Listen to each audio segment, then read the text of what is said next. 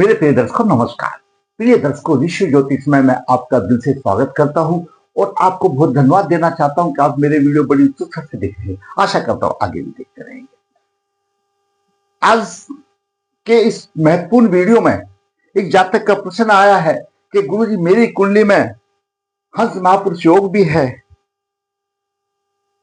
और बहुत अच्छे योग होने के बावजूद भी मेरा खर्चा इतना हो जाता है, कुछ पता नहीं चलता और हमेशा कर्ज ही बना रहता है और मुझे किसी प्रकार का सुख नहीं मिल रहा। बड़ी बात तो यह है, मुझे सुख किसी प्रकार का नहीं मिल रहा, ना घरेलू सुख मिल रहा है, ना व्यवसाय का, ना पिता का, ना माता का सुख मुझे मिला।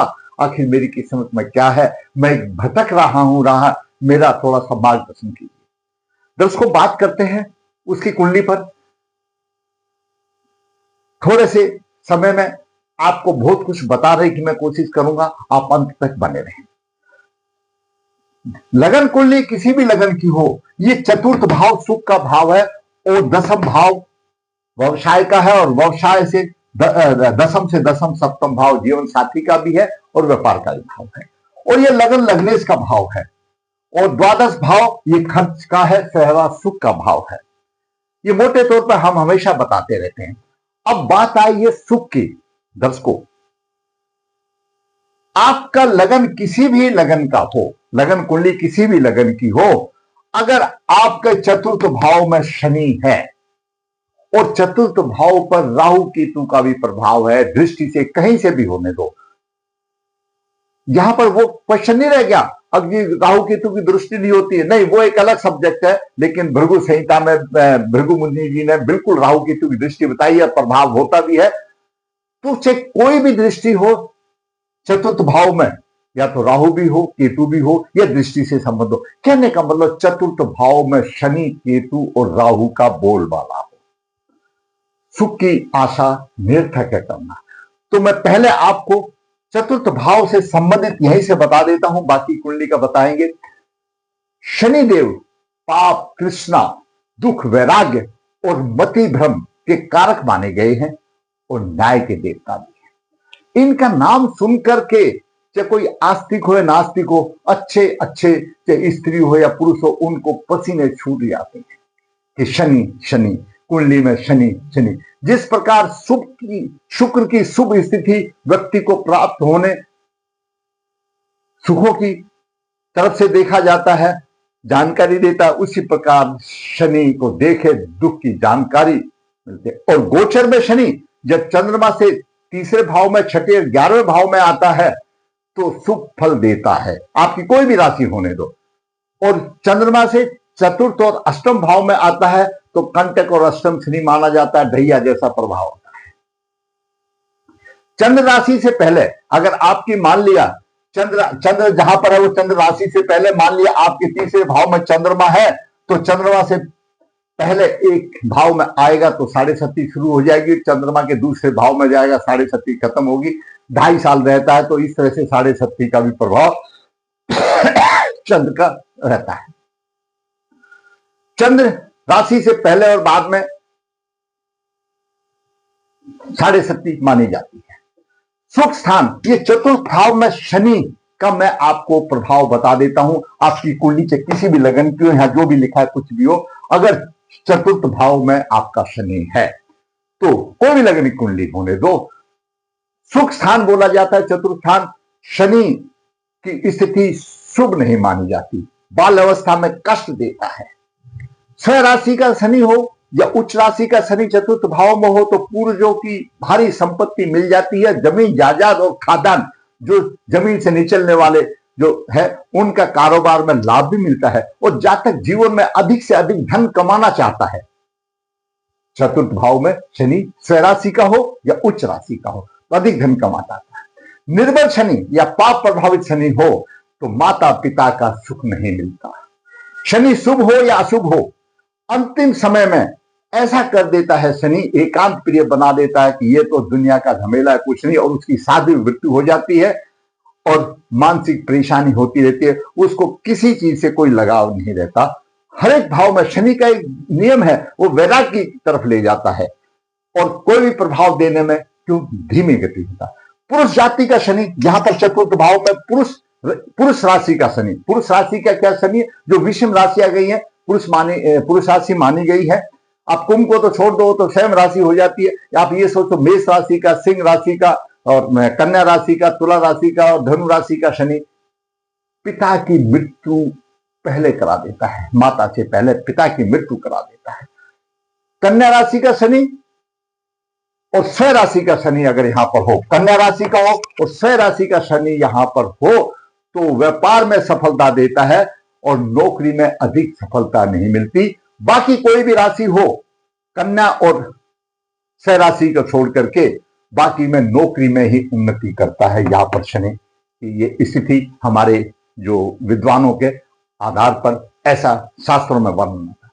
चतुर्थ का शनि यहीं पर इतनी ही बात नहीं रखती, दो विवाह का भी संकेत दे देता है, क्योंकि केंद्र प्रभाव सप्तम भाव पर भी जाता है शनि का, देता है मध्य आयु में दूसरी पत्नी का भी आगमन हो सकता है और शनि पाप प्रभावित हो तो सौतेली मां भी आ जाती है और बचपन में ही माता गुजर जाती है। वायु तत्व राशि मिथुन राशि, तुला राशि और कुंभ राशि में शनि संतति का थोड़ा सा अभाव देता है, कम संतति देता है या कम संतति होती है। और पृथ्वी तत्व राशि कौन सी है, वृषभ राशि, कन्या राशि और मकर राशि में अगर शनि हो तो संतान अच्छी हो जाती है। अन्य राशियों में अधिक संतान दे देता है, अधिक संतान दे देता है, अन्य राशियों में ऐसा दे देता है। तो यहां पर शनि का प्रभाव रहना शुभ नहीं है। अपनी राशि में हो, स्वयं राशि में हो, पीड़ित नहीं है तो शुभ देगा, और वो अगर पीड़ित है, राहु केतु का प्रभाव है तो सुख की आशा नहीं मेरे दर्शकों, सुख की आशा बिल्कुल नहीं होती। अब बात करते हैं राहु की, क्योंकि राहु कहीं से भी, अब मान लिया जो संबंधित कुंडली आ रही है उसमें दसम भाव में राहु है, मैंने इसलिए राहु यहां दिखा दिया। राहु की दृष्टि अगर दसम भाव से है, दसम भाव में राहु है, पिता राज व्यवसाय की तरफ से घोर निराशा का सामना करना पड़ता है, किसी का सहयोग उसको नहीं होता, कठोर परिश्रम करता है, घर में प्रेत बाधा का उत्पन्न होता है, उनकी स्त्रियों को प्रेत बाधाएं आती है, जिसको सास बोल देते ना, भूतनी आ गई, प्रेत बाधाएं आ गई, ये सारी सबकी परेशानी होती है और मानसिक बल जातक का कमजोर हो जाता है। ऐसी स्थितियों को देखते हुए अगर दसम भाव से यहां देख रहा, मैं आज बात कर रहा हूं चतुर्थ भाव का, इसलिए बाकी राहु की दृष्टि यहां पर होगी तो धन की हानि तो होगी, वो चलो उस पर बता देंगे। अब बात है केतु की, अगर केतु का प्रभाव है यहां पर, केतु माता मातृभूमि से घरेलू सुखों में हानि देगा, पिता में के पक्ष में और व्यवसाय के पक्ष में परेशानी आएगी और हीन भावना का शिकार हो जाता है मेरे दर्शकों, ऐसा समझ। दूसरा, द्वादश भाव में शुक्र, अशुभ शुक्र हो, द्वादश भाव में अशुभ शुक्र हो, आपकी कुंडली कोई भी लग्न की होने दो, शुक्र द्वादश भाव में धन को इस तरह से खर्च कर देता है जैसे किसी मटके में बारीक सुराख कर दिया हो, पता ही नहीं चलता कहां से चला जाता है, जितना कमा सारा खर्च हो जाता है। कोर्ट कचहरी का, क्यों, द्वादश भाव छठे भाव को भी देखता है, कोर्ट कचहरी का विवाद लगा रहता है, शत्रुओं रोगों से पीछा नहीं छूटता, धन खर्चा हो जाता है और विलासी प्रवृत्ति का होता है। क्यों, द्वादश भाव में विलासी प्रवृत्ति का होता है, बार बार तो शीशा देखेगा, मैं जूते भी अच्छे पहनूं, कपड़ा भी अच्छे पहनूं, खर्चा करेगा। शुक्र शौकीन है, शुक्र खर्चा कराता है, विलासी प्रवृत्ति का हो जाता है। और शुक्र अगर पीड़ित हो गया तो नरक तुल्य जीवन हो जाता है, घरेलू सुख साधन पर भी खर्चा कर देता है और अर्थ का अभाव हो जाता है, तनाव हो जाता है और खर्चा हो जाता है। इन्हीं बातों को लेकर के संबंधित कुंडली में विचार करेंगे। सुख का भाव और शनि राहु केतु का संबंध, भाग का साथ नहीं, धन हानि और कर्जा अधिक, गुरु को बलवान कैसे करें। जातक का जन्म 16 दिसंबर 1996 शुक्ल पक्ष 7 सतविजा नक्षत्र सोमवार को हुआ। जन्म के समय पर धनु लगन हुआ, धनु लगन के उदय अंश 5:24 है, गुरु लगने से यहाँ पर जैसा बताया जातक ने हंस महापुरुष योग बना रहा 27 डिग्री 44 मिनट लेकर के, बुध 20 डिग्री लेकर के, सूर्य 0:34 डिग्री लेकर के, मृत अवस्था में कोई फायदा नहीं है। तीर्थ भाव में चंद्रमा 13 डिग्री 23 मिनट लेकर के, चतुर्थ भाव में शनि 6:56 और केतु 10:05 लेकर के है और सामने राहु 10:05 लेकर के, मंगल 29 डिग्री लेकर के मृत अवस्था में है। ये ग्रहों की स्थिति रही। और शनि की महादशा 20/11/2023 से 20/11/40 तक चल रही है। शनि उत्पादन नक्षत्र में, अपने नक्षत्र में है, ये स्थिति रही। दर्शकों, धनु लगन के लिए सूर्य बुध कारक ग्रह है। क्यों? यानी सूर्य और गुरु, गुरु लग्नेश है और चतुर्थ भाव का स्वामी है। दसम भाव में हंस महापुरुष योग बनाना कारक ग्रह माने जाते हैं। मंगल बुध सम है, मंगल पंचमेश भी है, द्वादश भाव का भी स्वामी है, इसलिए सम माना गया है। चंद्र और शुक्र और शनि, चंद्रमा क्योंकि अष्टमेश है और शुक्र धनु लगन के लिए शुक्र परम पापी माना गया है कि छठे से छठा भाव धन तो देगा लेकिन बीमारियां भी देगा, परम पापी माना गया है, अशुभ माना गया है। चंद्रमा शुक्र शनि इसके लिए अशुभ माने गए हैं। जन्म नक्षत्र शतबीजा है और शतबीजा से उत्पादा नक्षत्र तीसरा नक्षत्र विपत तारा अवरोध की है, यानी शनि विपत उत्पादा नक्षत्र में है और शतबीजा नक्षत्र से तीसरा नक्षत्र पड़ता है। शनि की महादशा विपत्ति देने वाली है। अपने जन्म नक्षत्र से तीसरे नक्षत्र में जिसकी भी ग्रह की दशा होगी वो विपत्ति देगी, अवरोध देगी। तो शनि की दिशा अवरोध दे रही है, विपत्ति दे रही है। विपत तारा है, अवरोध मारा है। और वैसे भी दर्शकों ये तारा पद्धति पर मैंने बताया कि विपत तारा है, वैसे भी शनि अकारक है और राहु केतु से पीड़ित है, तो शुभ फल की आशा नहीं, अशुभ फल देगा। जहां पर भी दृष्टिपात करेगा वहीं पर अशुभता ही अशुभता देगा शनि की। जन्म नक्षत्र से 22वां नक्षत्र ज्येष्ठ है, विनाशकारी बुध बना। जन्म नक्षत्र से 22वां नक्षत्र ज्येष्ठ है और बुध विनाशकारी बन गया और बुध भी सम है, थोड़ा सा कम विनाश करेगा। अब बात इधर करते हैं, सबसे बड़ी महत्वपूर्ण बात करते हैं। 10 को लगन के उदय 5-24 है, ये धनु राशि है। लगन मैंने धनु राशि बनाया, 5-24 पर उदय हो गया लगन। यहां पर जब उदय हुआ तो बालक ने जन्म ले लिया। गुरु तो 27 डिग्री पर था, मैक्सिमम 15 डिग्री तक 10-12 डिग्री तक तेज प्रभाव रहता है, तो गुरु तो छिपा हुआ था मृत अवस्था में। गुरु का अगर सही तरीके से माना जाए तो गुरु का कोई प्रभाव ही नहीं है, क्योंकि लगन के उदय अंश 5 डिग्री 24 मिनट है और गुरु के अंश 27 डिग्री है, 22 डिग्री का फर्क है। गुरु इस उदय के अंश के आधार पर निष्फल है, तो हंस महापुरुष योग कहां से उसको फल मिलेगा? गुरु को बलवान करना पड़ेगा। यहां पर एक सोचने वाली बात है, मैं आपको अंत में बताऊंगा। तो इस तरह से बलवान है। अभी राहु शनि का केतु का संबंध जो मैंने आपको यहां वर्णन बता दिया, सभी प्रकार के सुखों की हानि, व्यवसाय की हानि, पिता का सुख नहीं, माता का सुख नहीं, 2 विवाह होने की भी समस्याएं रहती है, सोतेली मां आने की भी बात रह जाती है। मैंने हर एक राशि वाइज उनको बता दिया। भाग्य का साथ नहीं, भाग्य का स्वामी सूर्य यहां पर है लगन में 0034 लेकर के। शनि की दशम दृष्टि सूर्य को पीट रही है, परवल दोष बन गया। मंगल पंचमेश यहां पर है, मंगल है मित्र राशि में, लेकिन 29 डिग्री पर है। मंगल क्या प्रभाव देगा? 10 को कुछ नहीं देगा। 29 डिग्री 24 मिनट पर मंगल भी उदय अंश से मृत अवस्था में कोई प्रभाव नहीं रहा है, कोई प्रभाव नहीं रहा, तो मंगल भी नहीं रहा। और राहु और केतु का मैंने आपको बता दिया। भाग्य का साथ नहीं, धन की हानि, कर्जा अधिक। और गुरु को बलवान कैसे करें, मैंने सभी इसी कुंडली में शुभ अशुभ योग आपको बता दीजिए। पंच महापुरुष योग तो है, लेकिन जब 10 को अगर ग्रह के अंश कम होते हैं और कारक ग्रह है तो हम कह देते हैं उसका रत्न धारण कर लो, लेकिन उसके अंश तो ऑलरेडी ज्यादा है, लेकिन उदय अंश का किसी के पास कोई उपाय नहीं है। दर्शकों ये बिल्कुल डेफिनेटली है, आपके उदय अंश 5-24 है।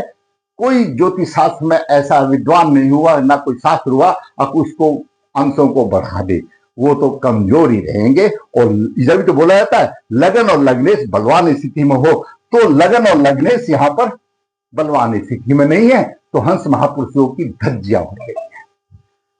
सुख कैसे मिलेगा? व्यवसाय में भी परेशानी आ गई। राहु जैसे मैंने आपको बता दिया, पूरा आपको यहां पर बता दिया, रिपीट करने की आवश्यकता नहीं। दसम भाव में पिता राज व्यवसाय में परेशानी, घोर निराशा का सामना करता, किसी का सहयोग नहीं मिलता, ना माता है ना पिता का, कोई सुख नहीं है। नहीं तो 96 साल का बच्चा कोई बोलता है शादी भी नहीं हुई है, अभी से उसके ऊपर उसका लोड आ गया, माँ बाप है ही नहीं, कोई सुख ही नहीं है, बोला मैं ना के बराबर है, ऐसा समझ लो। तो ग्रह बताते हैं दर्शकों, ये ग्रह आपकी जो कुंडली में ग्रह होते हैं उसी के हिसाब से आप जहां रहते हो वो मकान भी उसी ढांचे से बनता है, उसी हिसाब से बनता है। ग्रह यहां पर मति भ्रम करते हैं, ढाल तलवार लेकर के इस पृथ्वी लोक पर नहीं आते, उसी हिसाब से मति भ्रम हो जाती है।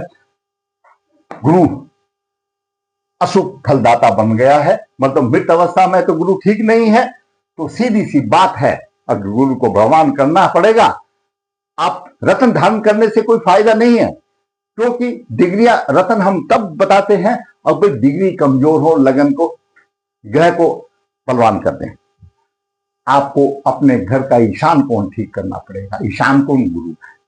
आप अपने ईशान कोण में पीते के लोटे में एक जल डाल दीजिए, जल रख दीजिए और एक चांदी का सिक्का डाल दीजिए, ईशान कोण बलबल हो जाएगा, गुरु आपका बलवान हो जाएगा और आपके बल्ले बल्ले हो जाएंगे। जब गुरु बलवान हो जाएगा वो सभी तरफ देखेगा, इधर भी देखेगा, इधर भी देखेगा, इधर देखेगा, आधी से ज्यादा प्रॉब्लम सारी खत्म हो जाएगी।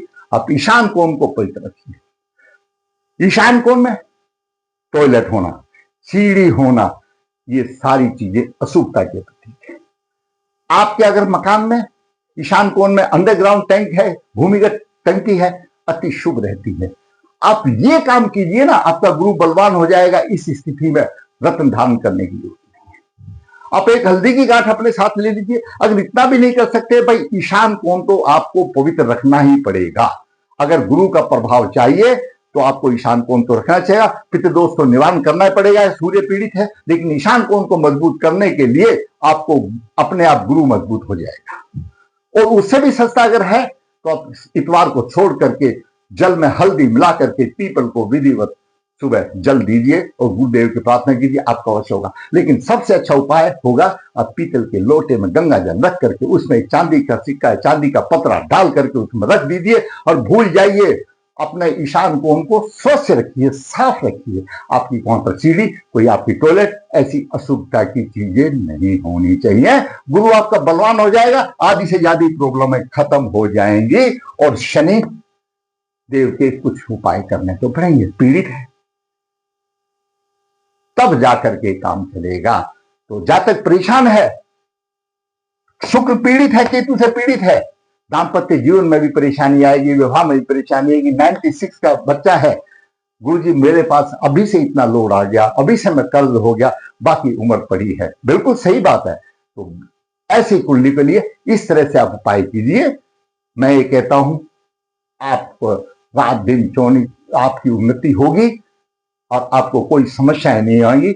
गुलवान इस तरह से गुरु बलवान होंगे और शनि और राहु के आप उपाय जैसा कि है अनुकूलता के आधार पर। अगर आपको मेरा वीडियो अच्छा लगा तो मैं कहूंगा भाई आप लाइक करें, शेयर करें और जिसने मेरा चैनल सब्सक्राइब नहीं किया तो सब्सक्राइब है, ताकि आने वाली ज्ञानवर्धक वीडियो आपको मिल सके। धन्यवाद।